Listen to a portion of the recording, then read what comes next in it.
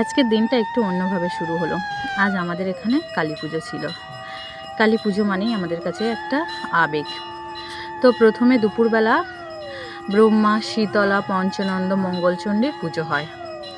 এমনকি পঞ্চনন্দর বলিও হয়। তো এখন আরতি হচ্ছে।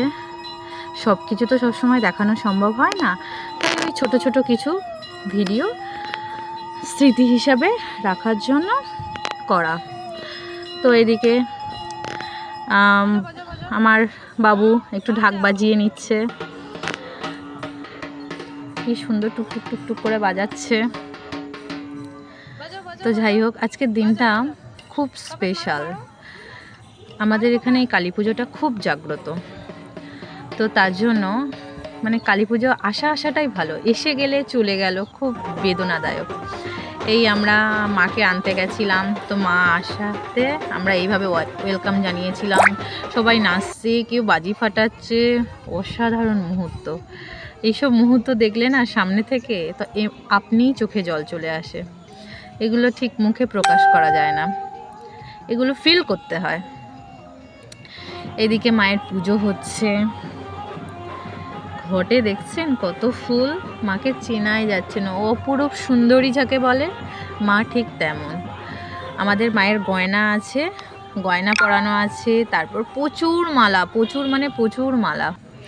এদিকে হোম হচ্ছে, কি অপরূপ সুন্দর দৃশ্য, তাই না বলুন?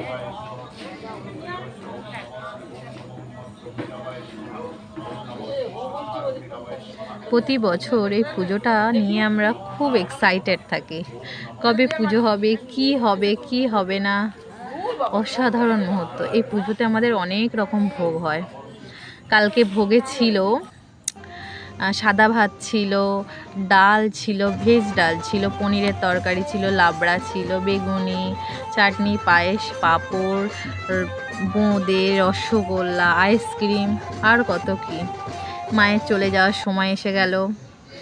তো এই আমরা এতগুলো বাতাসা, প্রায় 10 কেজি বাতাসা আমরা কুড়িয়েছি। এই সেই বেদনাদায়ক মুহূর্ত। মায়ের বিসর্জনের সময় আমাদের রাতেও বলি হয়।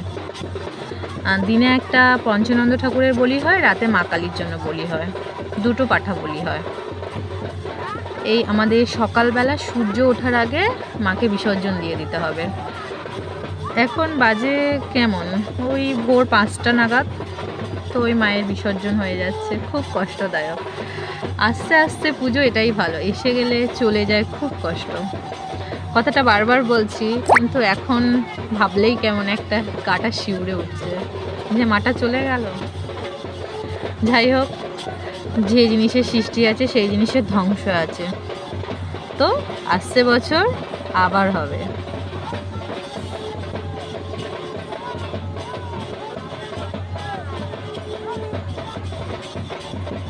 ঠাকুর সবাইকে ভালো রাখুক, যে যেখানে আসে সুস্থ থাকুক, এই কামনাই করি। টাটা।